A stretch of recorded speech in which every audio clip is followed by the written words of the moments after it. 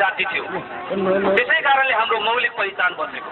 आज त्यो पहिचान स्थापित गर्न हामीले पार्टी बनाएको, तर त्यो पार्टीले हाम्रो पहिचान स्थापित गर्न मद्दत गरे कि गरेन भन्ने कुरा तपाईँ हामीले मेरो पार्टीले गरे कि गरेन भनेर आफैले प्रश्न गर्नु आफ्नो पार्टीले सोध्नु। यो मूल्य मान्यता स्थापित गर्न पार्टीले हामीलाई साथ दिएकी थिएन, सरकारले साथ दिएकी थिएन भन्ने कुराहरूलाई अनि मेरो पार्टीले जित्यो त्यति बेला हुन्छ। म एउटा उदाहरण दिन्छु। सिन्धुली जिल्ला तामसाली प्रदेशभित्र प्रस्तावित जिल्ला हो। थुप्रै गाविस 53वटा गाउँ विकास समिति मध्ये 22वटा गाविसमा तामाङहरूको बाहुल्यता छ, तर गाविस अध्यक्ष कहिले पनि तामाङ हुँदैन। हरिहरपुर गरी गाविस भने सिन्धुलीको मकनपुरसँग जोडिने अन्तिम गाविस त्यहाँ 100% तामाङहरूको बसोबास छ। अनि स्कुल कस्तो हुन्छ, पढाइमा हामी पछि पढ्यौँ किन भन्ने कुरा म उदाहरण दिएको छु भाषाका कारणले। त्यो 11मा स्कुल छ, पढ्नुपर्ने बच्चा तामाङको हुन्छ, किताब जति नेपाली भाषाको हुन्छ, पढाउने मास्टर चाहिँ मधेसी हुन्छ, तामाङलाई पढाउने चाहिँ।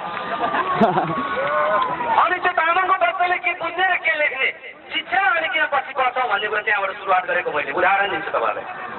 परीक्षामा क्वेसन दिएछ, त्यहाँ त्यो बच्चालाई तामाङको बच्चालाई क्वेसनमा लेख्दैछ ढेँडुको चित्र, यो जनावरको नाम के हो लेख भन्दा तामाङको बच्चाले हुडी भनेर उत्तर लेखेको। अनि तामाङको बच्चाले हुडी लेखेर उत्तर दियो, कपी जान्ने ठाउँमा त हुडी बुझ्ने मान्छे त छैन। अनि मान्छे फेल, तामाङको बच्चा फेल।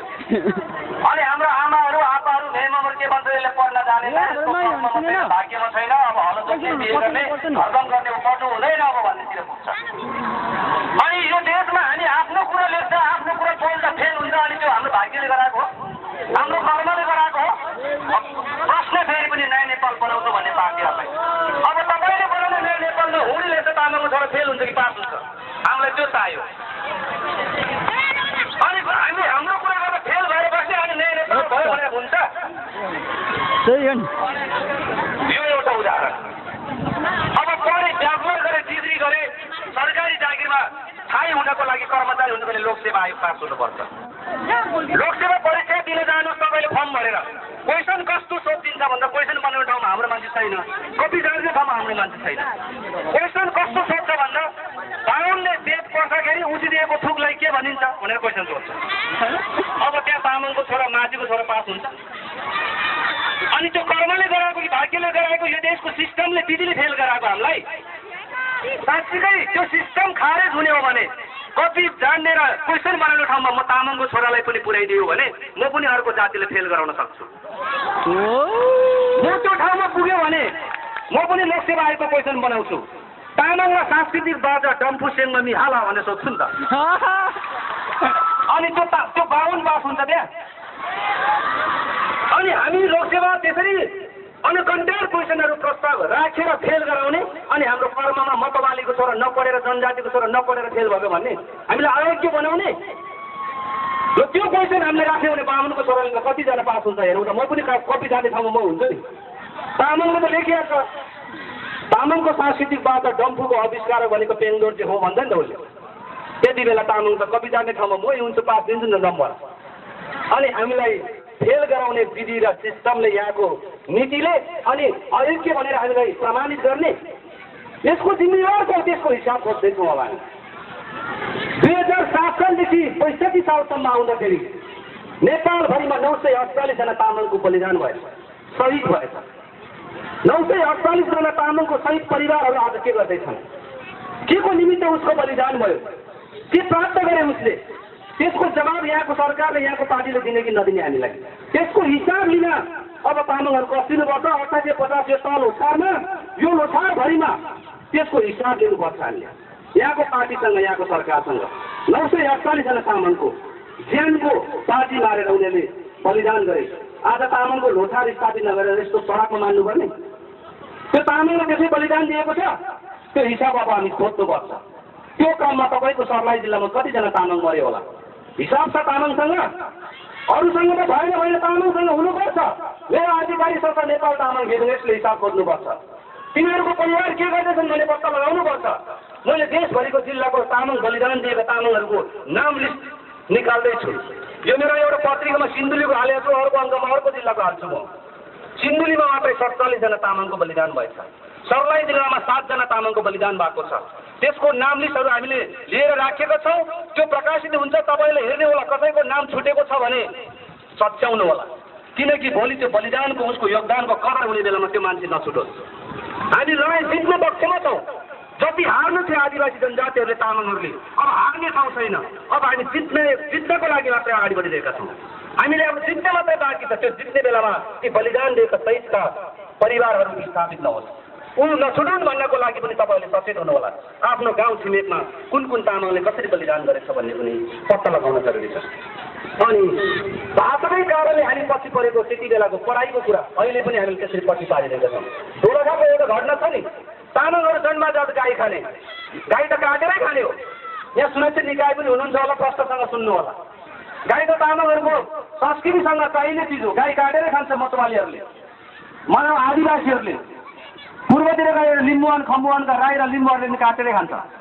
तर आज गाई काट्ने चाहिँ जेलमा हुन्छ, मान्छे मार्ने चाहिँ मन्त्री हुन्छ यो देशमा।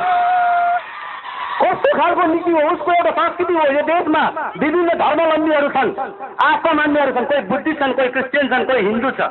हिन्दूहरूले गाईलाई आमा मान्छ, आमा मान्न पाउनुपर्छ उसले। तर गाईलाई मासु खाने जातले त उसले खाना पनि त पाउनु पर्यो नि। त्यो हो नि त सांस्कृतिक सद्भाव। धर्मनिरपेक्षता भनेको त त्यो हो नि त। गाईलाई आमा मान्ने, गोरुलाई बाहुना मान्ने, त्यो संस्कृति छ नि त हामीसँग। अनि कसैले गाईलाई खायो भन्दै मात्रै मुद्दा लाउनु पर्ने, हत्कडी फिर्नुपर्ने हाम्रो पुर्खाले। अब फेरि पार्टीतिर सोध्छौँ, गौरवशाली पार्टीहरूलाई। अब गाईको मासु खाँदा तामाङको छोराले हत्कडी लाउँछ भने तपाईँको नयाँ नेपाल हुन्छ? अनि कसरी धर्मनिरपेक्षता हुन्छ? दोलखामा घिसिङले त्यति बेला पञ्चायतमा गाई मार्नेलाई ज्यान केस हुन्थ्यो, ज्यान मुद्दा लाग्थ्यो। घिसिङको छोराले त्यति बेला गाई त मार्न पाइँदैन थियो कानुनमा। लडेको गाई, मरेको गाई त खाइन्छ नि, तामाङले चिनो खान्छ हुन्थ्यो। मरेको गाई खायो, विरोधीले मुद्दा हाल्थ्यो उसले गाई काटेर खायो भनेर। अब अड्डा अदालतमा बयान लिने वकिल पनि हाम्रो छैन, न्याय सम्पादन गर्ने न्यायाधीश पनि हाम्रो छैन, समातेर लाने पुलिस चौकीहरू पनि हाम्रो होइन। बयान दिनुपर्ने छ नेपाली भाषामा, तामाङको छोरालाई नेपाली आउँदैन, हाम्रो भाषा अड्डामा चल्दैन, अदालतमा चल्दैन। अनि त्यो तामाङले बयान दिनुपर्ने, तैँले गाई मारेको कि के हो भनेर न्यायाधीशले सोध्छ, उसले सिधै भन्छ अब गाई मार्या, काटेर खाया, मैले के बिगार्या भन्छ। उनले भनेको गाई मर्यो, काटेर खायो, मैले के बिगार्यो भन्न खोजेको। हाम्रो तामाङहरूको अक्षरमा कहिले पनि क ख भन्ने आउँदैन, एकैचोटि का खा भन्ने आउँछ। त्यो जातीय विशेषता हो। त्यस कारणले उसले आकार दिएर भन्ने, गाई मर्यो भने उसले गाई मार्या, काटेर खाया, मैले के बिगार्यो भने। अनि साबिती बयान भयो, उसलाई 12 वर्ष जेलमा हाल्यो। अब त्यस्तो व्यवस्था खोजेका हौँ हामीले नयाँ नेपालमा? पक्कै त्यो होइन। उसले आफूले बुझेको, आफूले जानेको भाषामा बयान दिन पाउनु पऱ्यो नि त नयाँ नेपालमा त। मेरो भाषा मैले लाग्छ फुल्ला भनेको कुरा यहाँको सिडिओले, यहाँको प्रशासकले, यहाँको न्यायाधीशले बुझेन भने त्यो कसरी योग्य भयो ऊ चाहिँ? हाम्रो कुरै नबुझ्ने मान्छे चाहिँ न्यायाधीश हुन्छ? हाम्रो कुरै नबुझ्ने मान्छे चाहिँ सिडिओ हुन्छ? उसले प्रमुख जिल्ला अधिकारी हुन्छ? सिडिओको भाषा हामीले नबुझ्न सक्छौँ, तर ऊ त सिडिओ हो नि, जिल्लाको प्रमुख हो। जिल्लाभरिमा कतिवटा भाषा बोल्ने मान्छे छ, त्यो सबैको सिडिओ हो नि त ऊ त। त्यस कारण उसले सबैको बुझ्न जरुरी छ। उसले बुझेन भने बुझ्ने मान्छेले उसले दोबासे राखेर बुझ्न खोज्नुपर्छ। त्यस कारणले आज त्यो त हुँदाखेरि हामी पछि परेको। अब अहिलेको पुस्तक अब त्यति बेला नपढेर अथवा त्यो चाहिँ भाषा नबुझेको कारण पछि पऱ्यो। अहिले हाम्रो भाषा बिर्सेर अरूको भाषा पढेर पछि पर्दैछ। अब संहिताको कुरा हुन्छ, स्थानीयताको कुरा हुन्छ, स्थानीय स्वशासनको कुरा आउँदैछ। स्थानीय स्वशासन भनेको आफ्नो ठाउँमा आफ्नो शासन हो। आफ्नो ठाउँमा आफ्नो शासन गर्नको लागि तपाईँ कतिको तयार हुनुहुन्छ? त्यही तयार नभएको कारणले संहिता आउने भयो, स्थानीय स्वशासन पनि आउने भयो, सांसलिक पनि आउने भयो। तामाङहरू तयार भएन भने को हुन्छ? अग्नि सापकोटा प्रमुख हुन्छ। स्थानीय स्वशासन आयो, प्रमुख चाहिँ अग्नि सापकोटा हुन्छ। फेरि हामी तयार भएनौँ भने सिन्धुलीको एउटा उदाहरण दिन्छु, नेत्रकाली गाविस जहाँ तामाङ मात्र बस्छ। महिला विकास कार्यालयले त्यहाँ एउटा भ्याकेन्सी खोलेछ जागिरको लागि, कर्मचारी चाहियो भनेर। उनले त्यहाँको तामाङलाई नेपाल सरकारको नीति कार्यक्रम त्यहाँ लानु छ तामाङ गाउँमा। अर्को मान्छे कर्मचारी भएर गएर त त्यहाँ त काम लाग्दैन। त्यहाँको तामाङले नबुझेपछि त उसको नीति त असफल हुन्छ। त्यो नीति, त्यहाँको नीति र त्यहाँको भाषा बुझ्ने, स्थानीय सम्बन्ध गाँच्न सक्ने मान्छे त्यहाँको कर्मचारी हुने भनेर विज्ञापन गर्यो। 4-5 जना तामाङहरूले मसँग सिफारिस माग्न आयो, सिफारिस गरिदियो भनेर। मैले ब्याचलर पढेर ती 4जना तामाङहरूलाई सिफारिस गरिदिँदैन भनेको थिएँ। तपाईँहरू तामाङ त हो, सर्टिफिकेट पनि छ, नागरिकता पनि छ, पढेको योग्य पनि हो, तर तपाईँहरूसँग भाषा छ कि छैन? त्यहाँ मागेको त भाषा बुझ्ने मान्छे, स्थानीय गाउँमा बाबुआमाले बोल्ने भाषा बुझ्ने मान्छे चाहियो भनेको छ। तामाङको छोरा हो, हामी नै हुन्छौँ नि भनेर उनीहरूले लिएर गए। अनि उहाँ चाहिँ अन्तर्वार्ता भयो तामाङ भाषामा। तामाङको छोरालाई पढेको त हो नि।